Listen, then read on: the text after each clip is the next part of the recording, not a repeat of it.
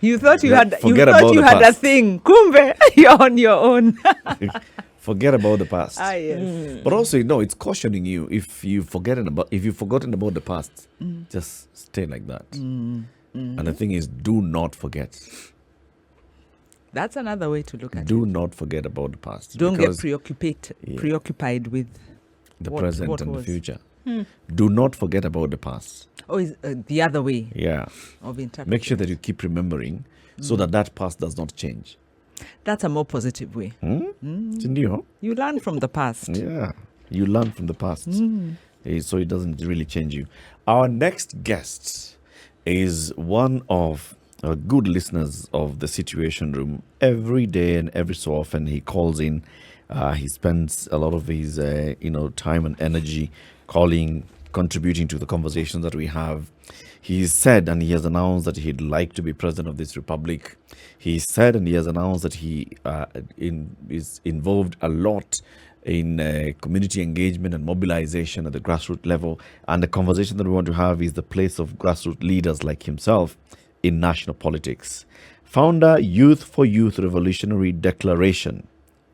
Okay, so we shared the social media posts on the guest, and everybody was like, so what's his name? The name is written as Pigbin, as one name, Pigbin, Pigbin, and the second name is Odimwengu. Now, Odimwengu is straightforward.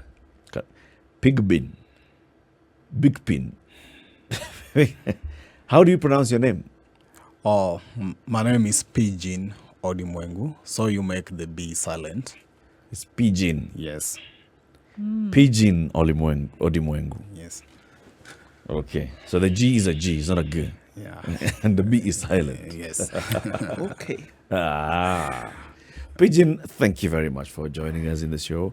Asante sana for being here, and welcome to the hot seat of Kenya's biggest conversation. You want to be the president, so that's a hot seat. No, I'll leave it in flames. All right. Good. Okay. For those who are not watching the live stream, Pigbin is actually dressed in a beret, and it has this clenched fists. So, and that's red in color, is it? Yeah, this is red. I'm a dude. Well done. It's red, right? Yes. Yeah. Wow. So it's red in color, clenched fists. What's the symbolism and significance of this? First, allow me to appreciate this opportunity. Of course, I've been an active listener, of course, for some time.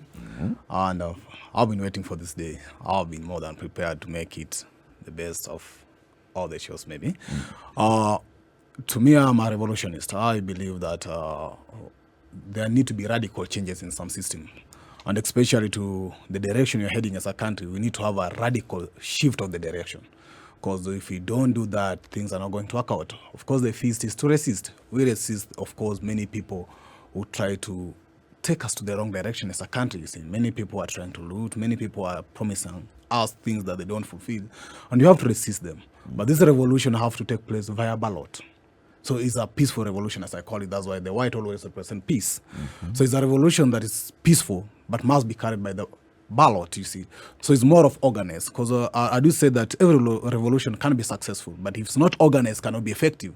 So we need to have an organized alternative leadership that when we have this opportunity via ballot, we can take that opportunity and actually have a peaceful transition of government. And that's what I believe in as a revolutionist. What are the pillars of this revolution?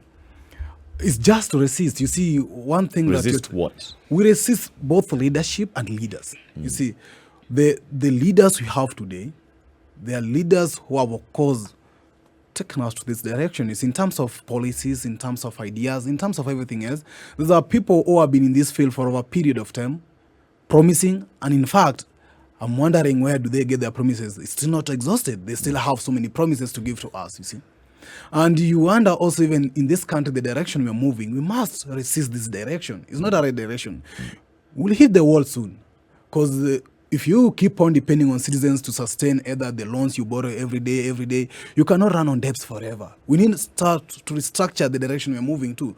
So we need to make something that is pro-citizens. And as you're talking about the grassroots peoples and the leaders here, we at the grassroots must also ensure that now, how do we get into this national space? Because it's not left for some few people who are either born the leaders and others are just born the grassroots, either mobilizers or the other voters. So we need to get actively into this space. If we don't get actively into this space, then it's going to affect us a lot. Pigeon, what's happening at the grassroots? Everybody uses this word, grassroots, there's a revolution on the ground, things are different, etc.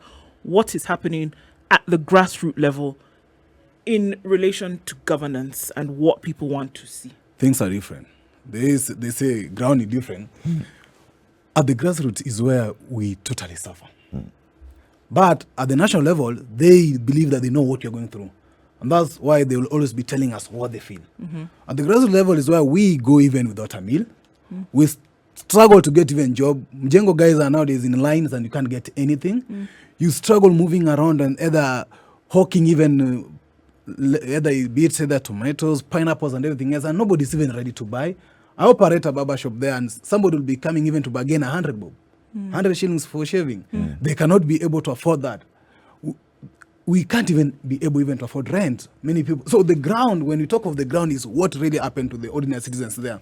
Life there is totally different than what happened to these other guys up here who can be able to afford either an express or expressway, as you say, who can be able to afford maybe good meals. And so it's totally different. And that's why we are saying the ground is different. And really it's now time that the ground must inform the national level what's really going on. And the ground now be the leaders, not actually the ground still expecting that the national level will of course understand what they're going through.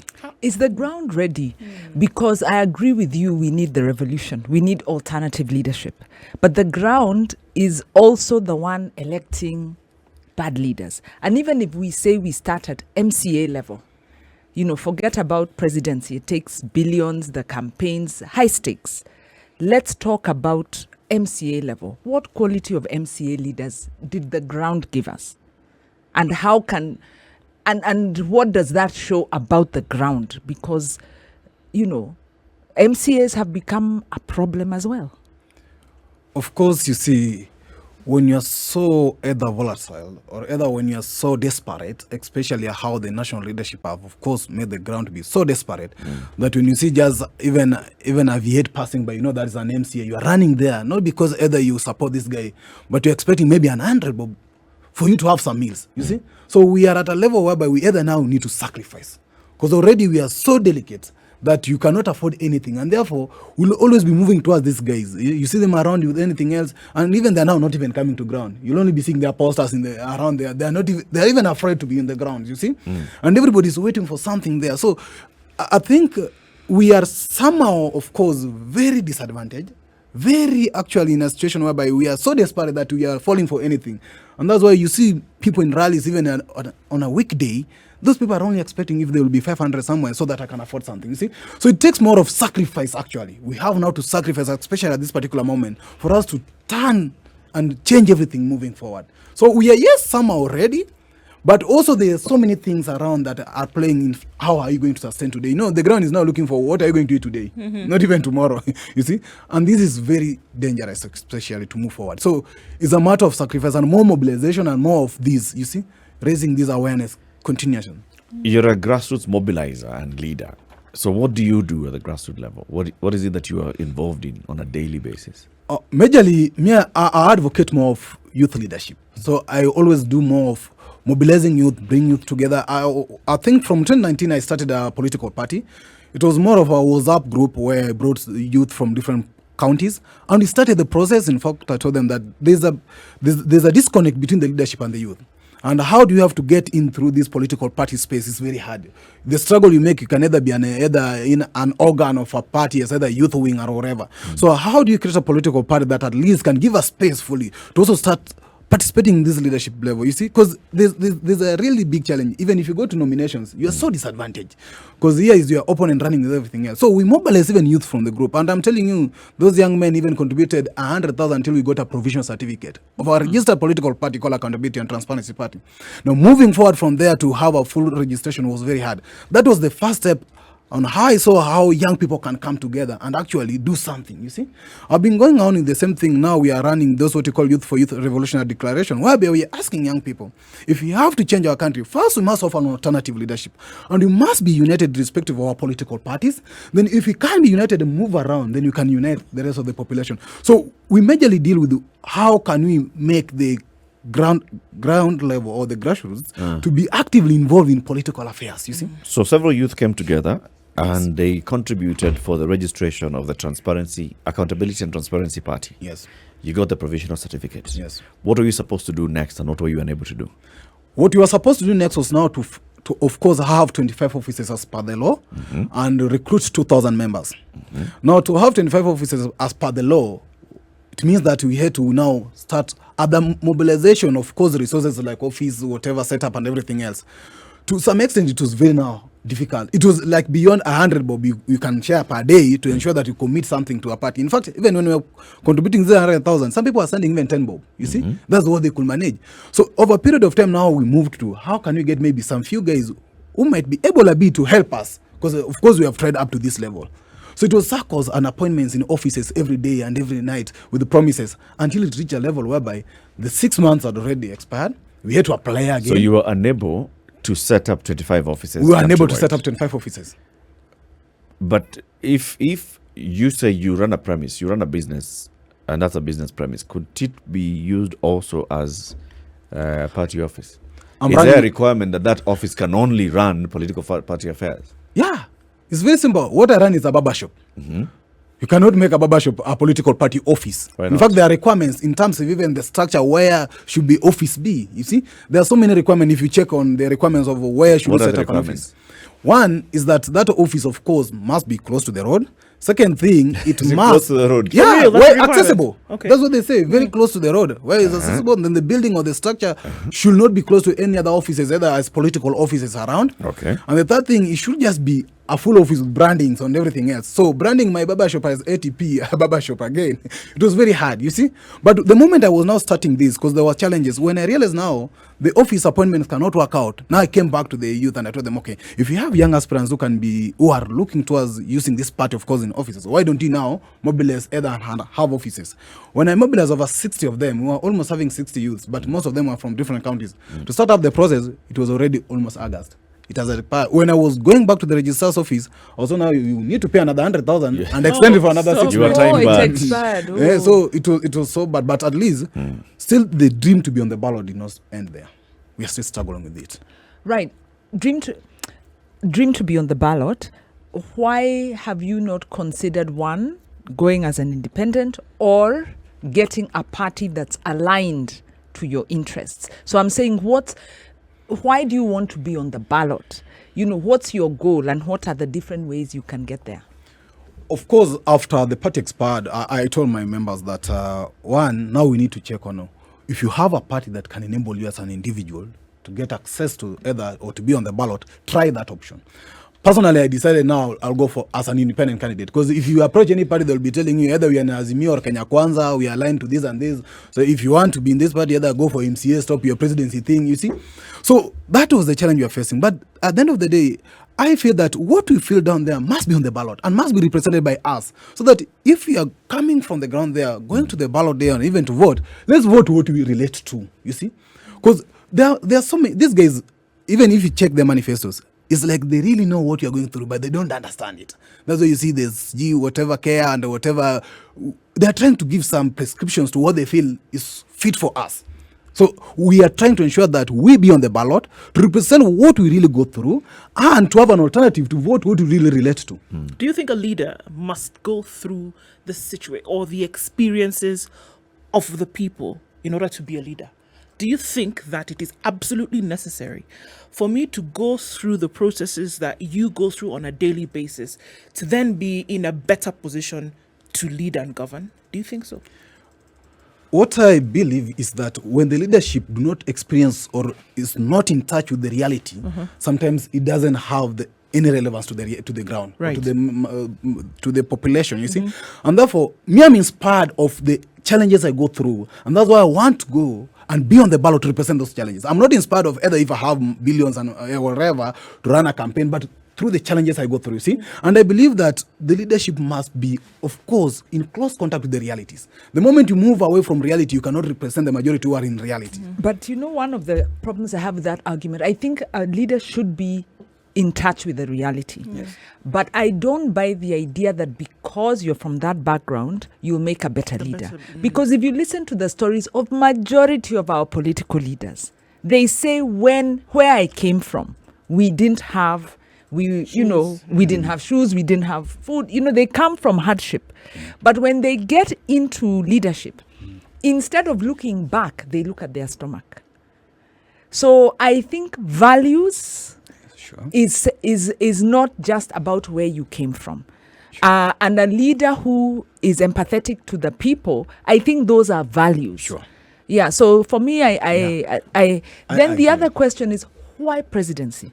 Why go for an impossible seat? You can see even candidates who have been in the field, the PKs, the Karuas, who have been in the field and have a national profile, have looked at this scenario and said they have to join one or other camp. Why not start community-based moving upwards? Yes. You just don't want to say bottom. I know. Why not start community up? The problems are trickling down. The problems are not up front, you see. The problem are trickling down, you see. So why president? That's where the problem starts. As I say, it trickles down from the top, you see. For example, the budget of today is Big Four. It's out of the president's vision.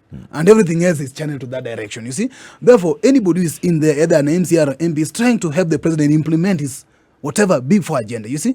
So if those policies and projects are not, of course, in relationship or in touch with the reality in the common citizen, it will not work out. I will tell you, everybody in this government, even if it is any organ, at the end of the day, you are trying to help the president or the government to either achieve their policies. So if the president is a president who thinks of expressway is very important than even having a public hospital in my area there, then tell me how are I getting in touch? You see, the basic need of a president today is more of even a luxury to myself and a luxury to so many people. So if we can have a president that thinks of basic need being an hospital around there, then I feel that once we graduate gradually from the basics, then we can move to something that is very important, you see. But when you have a president that actually is basic, is more of luxury to the majority of citizens, we cannot relate. That's why I feel the problems start from the top.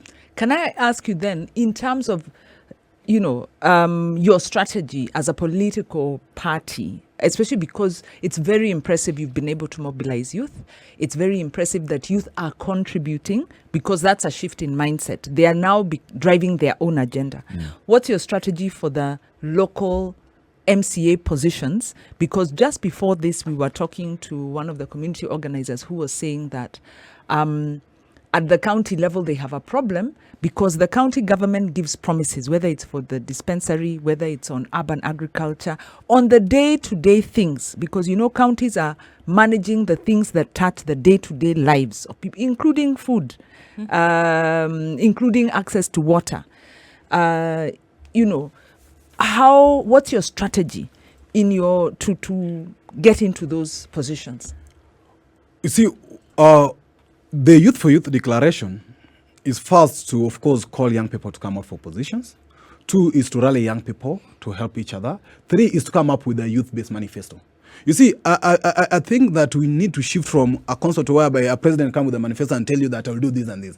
I think the community, and especially the other civil society and everybody else, we must be able to of course, come together and inform the manifesto of the next government and force the leaders who want to be in office to sign to those manifestos, even at a community level. You see, the community leaders need to come together and see what is necessary for this area, you see. Then they come up with a draft proposal of what they think is necessary. Then you force your leaders to sign to that, those who want to implement anything else. Once they sign to your document, then you can keep them accountable, you see. But when the community play a role of only mobilizing, and it's like you wait for either the leader or somebody who want to be in office to tell you what you think is necessary for you, we are going actually to lose it. So to my understanding, as even we are even coming up in our Youth for Youth Revolution, we are bringing more of the CBOs and the organizations so that we build a people-based manifesto. When the people have a manifesto for themselves, then at least when I, as a leader, may be going for the presidency, I'm signing to this manifesto, I'm signing to the people-based manifesto. And the members who contributed to this manifesto can keep me accountable, you see? But when you only think of that, I will sit somewhere with my team and tell you that I'm going to do this, I'm going to do this, I'm going to do this, we are not in touch. Do you have that manifesto? Do you have something that the people are signing on to? We are building it. We are building it, and by July, we'll be having a youth for youth manifesto. But I know there are also manifestos, like the Youth Senate is developing a youth manifesto, and there are so many other organizations who are also building a manifesto that they will be forcing leaders to sign to, you see? And that's what you're looking forward to. Do you think it's necessary to be known across board to then be welcomed or accepted or invited then to that position of saying, I will then put myself into the presidency? Do you realize the importance of being known beyond your community where you are doing this mobilization? Yeah, it's very necessary. Of course, it's so media. You see, media play a big role to reach out to many people. But the problem is that it's very hard also for us who are down there, at least to access even that media visibility. It's very hard. You see, every day in our newspapers, every day Israel Ruto, every news Israel Ruto. So you find that even we shape the conversation of our country, you see, as media. And if you can give alternative voices, actually you can also shape that conversation. But we do this. Like even tomorrow I'll be in Meru, meeting the young aspirants from Meru in all different political parties. I'll be walking around. What I simply do, I only do a campaign that I can manage. Last time I was here, I drove by here GM. I was walking on foot to town as I was speaking to people, and actually raising the price of ordinary citizens. On my way from Jogoro to Pipeline, doing the same. I've been in town several times, meeting people and talking to them. And I'm now going to Meru to still talk to the people. Until we talk to the people, what they go through, and they feel, really, this is what you go through, we can now take it to the ballot. What kind of impact have you had? You are in Pipeline. That is Embakasi what? Is Embakasi East and Embakasi South. Okay. Yes. So yours is East. Yes. So in Embakasi East, where you work and live, yes, how many youth have you been able to bring together who are in this movement that you're saying, X number of youth, we have conversations on a regular basis. Maybe we even have a WhatsApp group or a Telegram group or whatever. We meet once in a while, and this is a conversation that's happening. This is how we're going to impact elections in our wards and in our constituency. Just the last week, we were having the Embakasi Youth Focus. I'm having 4 MCAs from Embakasi in the same team of the Youth for Youth. They're already coming out to give the alternative, you see.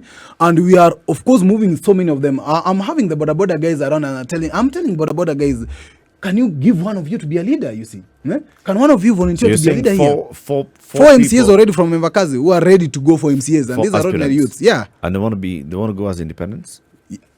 Two of them are independent. Others are still going for their nominations, you see. And overall, I have around 170.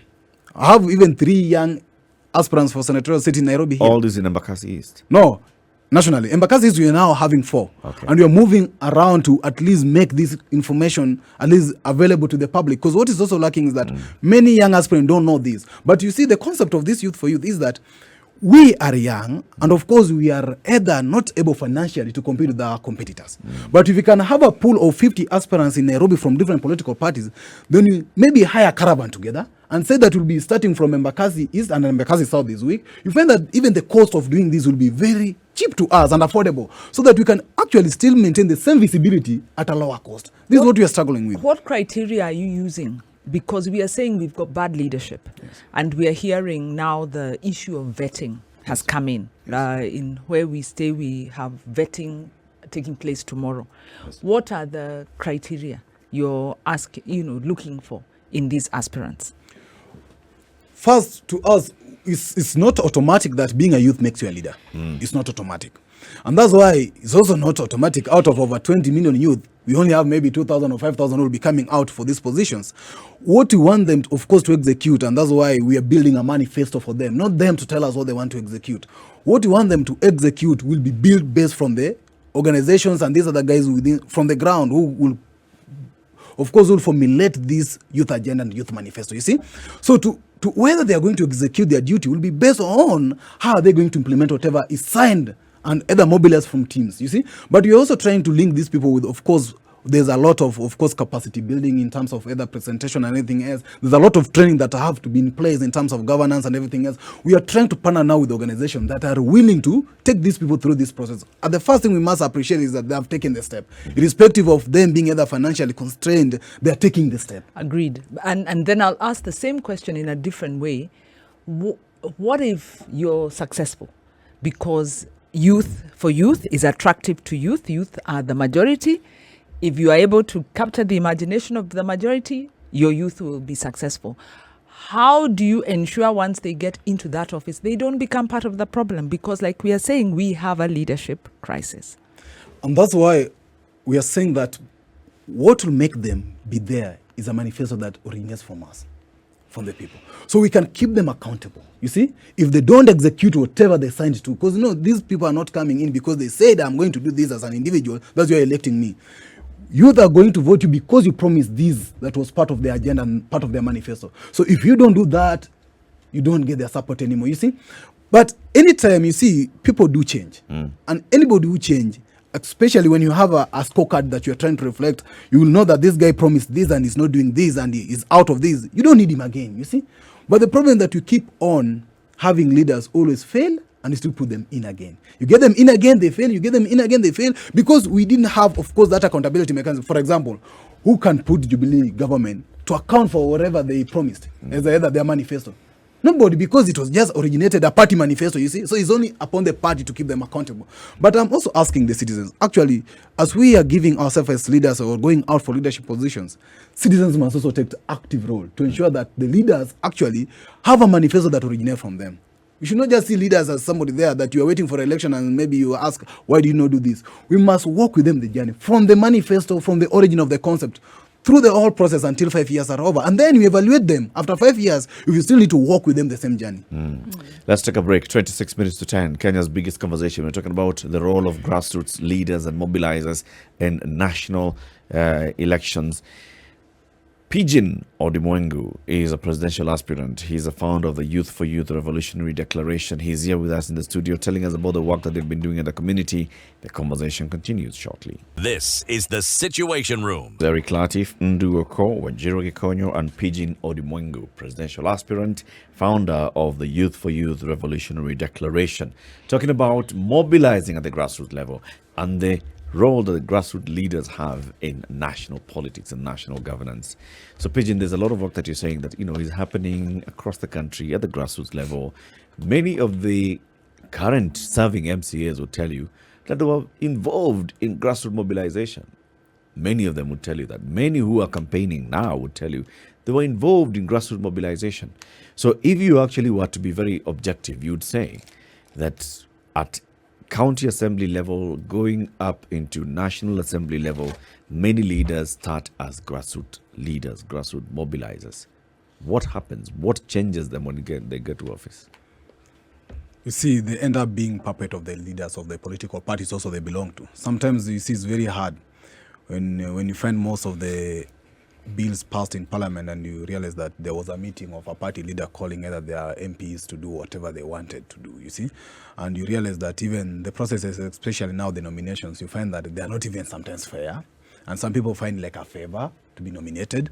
Some people even realize that even being elected was more of either another favor from somewhere else, you see.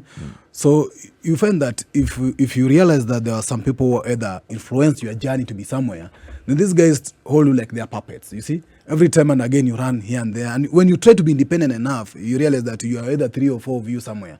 So there's a big problem on the shift of how even people get to be leaders in the first place. Are you saying being a member of a political organization, a political party, whatever, robs you of your independence? You see, Eric, sometimes, and you have to be, of course, be realistic here. Parties do not anymore execute their ideologies. If they had them in the first place. Maybe. It's about a leader saying this, and this should be done like that, you see. And I'm finding this, of course, being against the spirit of political parties, you see.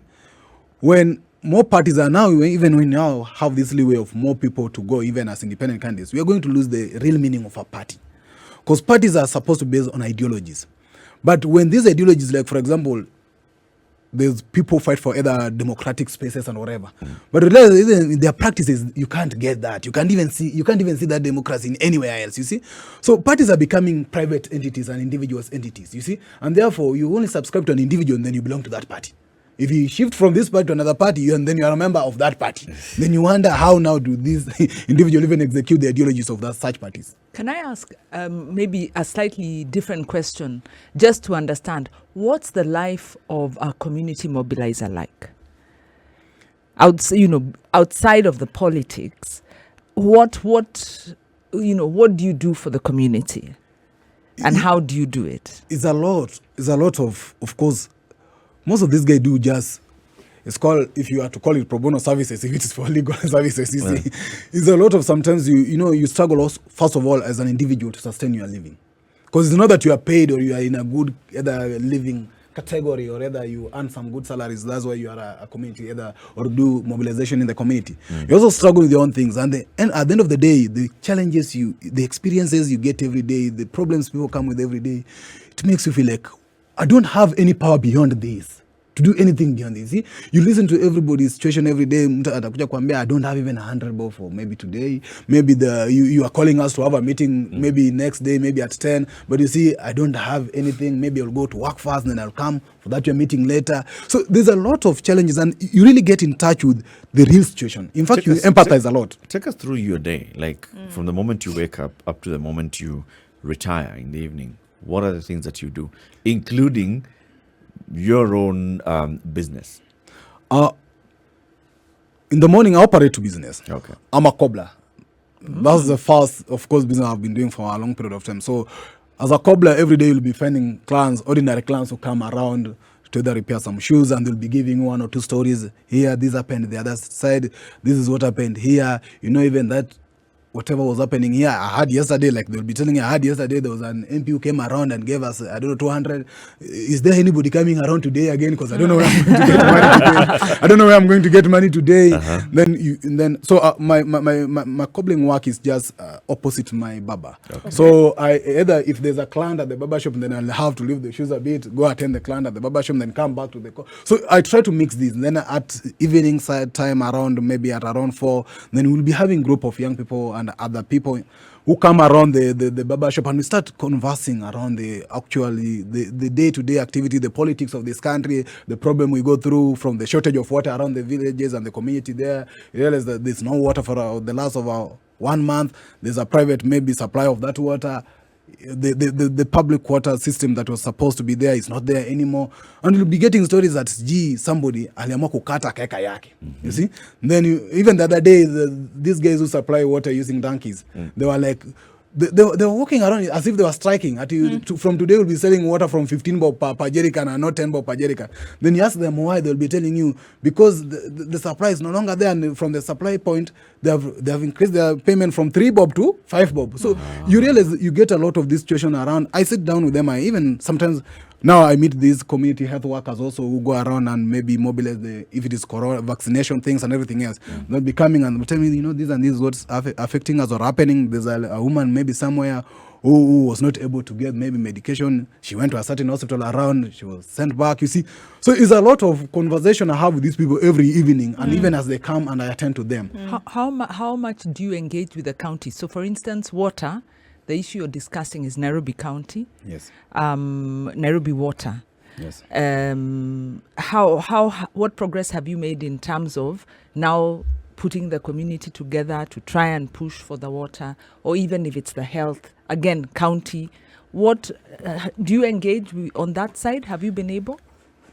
See, to that side, of course, we have those representatives who, of course, work as a health service, either the CSR, the community, whatever. They do come. And we will be having now issue table to them that this and this is what's going on. But at the end of the day, realize like in the whole of either in Mbakazi East, we'll be getting, there's one primary school that is in the other side of Machakos in Mavoko. One primary school, one public primary school. The rest are private schools. There's another one public secondary school, you'll get it at the AP camp. The one public hospital is at AP camp, the other one is Mama Lucy. All around, you'll only be getting the private sector and everything else. And that's why I also blame sometimes the priority of a government. You see, when basic things like education, health, are becoming private instead of being public, and then even you're moving to roads being private, you really make it hard for ordinary citizens. Who are to the survive. partners you work with to help you? Because like now earlier we were speaking to Eve, who's again maybe CBO, so maybe slightly different because a CBO has a institution maybe more support, and she was saying they've used their budget advocacy to be able to influence the priorities of the government. So do you have partners? Because these issues are difficult.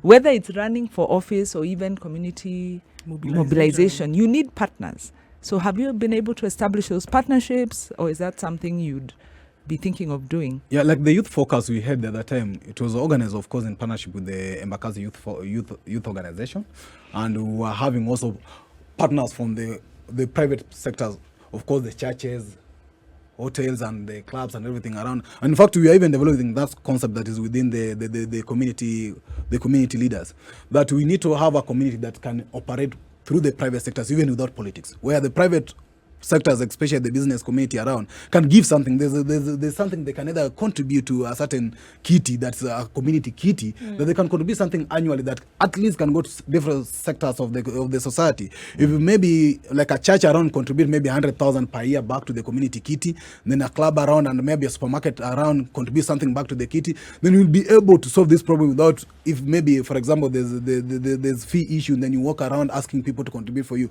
Once there's that coordinated community kitty that's organized within the community, then you easily run to the community office and get some support without going around. So we are the concept is still going on in the various offices of the assistant chief, of course, the offices of those other CBOs and the churches, and they are being involved so that we can be able to build a consensus and have a platform on how can we move forward, so that a community can even run without political influences. You see, the community can give back and run a sustainable community. Okay. That's what we are building. How is the current leadership in these areas involved in some of these things that you're talking about, apart from the 200, 100 shillings that it's being given? How is the current leadership involved, or where do you see that the current leadership is failing the community? I think it might be a problem also. Where did we get the leaders in the first place? You See, voted if the leaders, for them. if the There's we no voted other for them, place to but get you see, leaders you see, outside the ballot. The problem is How did they end up in the ballot? the Yes. problem ballot. is in the That is first fair place. enough. Yeah. Most of leaders who sometimes get elected, especially either at MPs and whatever level, are not around the community. Or if they're in community, they're either in big sites of either Westland, in town here, in Nairobi and wherever, and then they'll come to the community level at this time of politics. This is the time they come around and have some tournaments and distribute some other But things. that Then, applies even to the MCA from the village. Yes. When you elect them, they go. now, you see, You see, and they come driving with their big 4-wheel to visit. Isn't it? yeah, when they come back, and that's what I'm telling people. Of course, when it happened that you elected somebody within the community, then he disappeared. When he's coming back, just allow him to disappear. Forget him. That you are probably saying. Don't expect this guy to still help you around. Just forget him. Now we found the context for There the you proverb. go. It's that one. It's simple. Forget If it. they forgot you, then they Yeah. should let you move on. Yes. It's simple. You see? But when you find people still believe that this guy who disappeared in the last 5 years can still come back again, is a problem. And that's why I'm challenging the community, especially as the active citizens. Let's take control at this particular moment. This is the only time we can have a change and a shift in the direction we're moving as a country. If we can be able to mobilize, and you know now, each politician wants a vote. So if you can be able to be organized enough and have some citizens manifesto, everybody will be running to sign that. But So- at least you can keep them accountable. So, back to my question. So, the current leadership The is current not MCA, involved. current- The MCA, They're not of course, involved. but they're not involved in these things you're telling They're us not. about today. When you leave the shop and you're going in the evening, and people are coming and they're talking about water issues, people are talking about school fees they do not have. People are saying there's an MP, he has brought 200. When will he come again? You're saying the current leadership is not involved in these issues that people are currently coming to you for. They are not involved at all. They only come maybe once with that 200. Then they disappear. Even when you're having the youth focus, none of them was around. Why didn't you consider recall? You see, If you have local elected, and I know it's not that easy, but if you have local elected who disappeared, and you have community networks, And clear needs in the Recall. community You that are not see. being met. of course, it's an option to try. And you see, even the ruling was saying that if you have to have either initiative, the BBI thing, if you have to have either the pro-citizens, whatever, driven referendum or amendment changes, it must be, the cost must not be that above the ordinary citizen to attempt it, you see. Even the recall process is, of course, it's possible, but if you see the processes, and that's why we want this agreement, if it's a manifesto, it must give, if possible, it give a legal either a legal clause that you don't even need to go around. Just go to court and tell the MP, you promised this, you signed this, you didn't fulfill this. We are now moving to court to get you out. I hear what you're saying in terms of absentee leadership, because if a leader comes from, and that's why I think MCAs in the rural areas are more accountable to their people, because this is where you come from. Even if you move to the urban area, you have left your mother, your brothers, your uncles. This is your village. You will still, we have ways of pulling you back in. Now, in urban areas such as Nairobi, you will find that many of the leaders, especially the MPs in Embakasi East, Embakasi West, they have not been there. I don't even want to imagine the last time that Babu Owino lived in Embakasi. Or that Jaguar lived in Starehe. You know, if you think about it, they don't even live among they don't live there. So issues of what water, last night there was no water, we have not had water for a week. They don't relate. Now, you're saying you're trying to sensitize people into electing local leaders. I think that would also go into encouraging and identifying suitable candidates in the local community and helping campaign for them. You've said 4 have come out, 4 have said they'd like to be MCAs for various wards in Embakasi East. What is the reception like for those 4? Of course, we haven't started the physical rallies. What you're trying to do now is still to bring them, inspire them to come, more of them to come. Then, as I've told you through the declaration, we want to move together. So we want to move together. Like, for example, if you will be having 4 or 10 of them from Embakasi, then we'll be having others from the county. So when you are coming together, like, for example, we have the Embakasi Rally Youth for Youth. We'll be having a young governor who want to be a governor in Nairobi, a young senator who want to be a senator in Nairobi, women rep and whatever, and the MP and the MCAs around in the same caravan, you see? So when you're around in your area now, we can be able to mobilize also, and we can be able to move together. Even before that rally, we can be able to work together. Can I ask, voters, especially the crowds, are used to cash money. What's your campaign strategy so that you don't fall, because you don't have the cash money? How are you going to get to the voter? You see, they ask for cash where they know there's cash, because they know people who have cash. They know them very well. They know people who have made some money somewhere. You see? Like, none of them have ever come to my shop and asked me, because you want to be a president, help me with 100 bob. Because they know I operate there, they know what I can get from there, you see. But of course, if somebody drives the V8 and he's not giving you anything and he's telling you that it's charity, surely, we're eating your cash, you see. So they also know. And that's why we want to, and in fact, I'm telling even the ordinary citizens, you can also be a leader. You know, if you are from that group, even the cash handouts will not be that much. In fact, your friends will be telling, okay, I just to campaign here, let's move forward together, you see? And it's possible. But when you expect these guys who come with VAs and you don't expect them to leave something there and they have money, of course, you can see they have it. It's very hard, you see? It's going to be a very tough one. Yeah. Why not go for an MCA position, Pigbin? You see, you're an implementer. So let me ask you, are you going to be able to afford the nomination fees required for presidential candidates? Yes, 100,000. I'm going to get that. Okay. I'm going to mobilize that. Are you going to be able to mobilize a campaign countrywide to beat Raila and to beat Ruto? Or your You see, intention is not to win, but to make a statement? My intention is to be there for you to choose who do you want to elect. So it's upon the citizens themselves. I need because once I'm on the ballot, you see, I'm moving around, and that's why you see how I'm struggling even to move around. I'm walking on foot around even to talk with the little I have. You see, and I'm not stopped because of that. I don't have money. I'm waiting for some sponsors. I don't have somewhere. I'm trying to move with whatever I'm getting. Now I'll be in Meru and I'll be walking 3 hours in Meru town with my fellow youth there, trying to talk to these people. But I know that once I'm on the ballot and through this media platform, I will be able also to reach other people. Maybe I might not be able to reach them physically because I don't have that enough resources, but I'll be able to reach those citizens. The issue is to provide for you an alternative so that if you go to the ballot, who do you choose? Do you choose Raila to rule you again? Well and good. We'll be still there to try again. And if you have to suffer, me, I will be pleased that at least I gave an alternative. And clearly he chose the other people. Good one. Pigeon, thank you very much for coming. I'm Kenny Kenya. This is who? Umanyosh. Yes. Says he's enjoyed listening to you and thanks us for bringing you. But we thank you for tuning into Spice FM and for always being active and contributing. Thank you for being an active listener of the Situation Room. Thank you. And we wish you all the best, man. You'll come again. I do appreciate. Asante sana.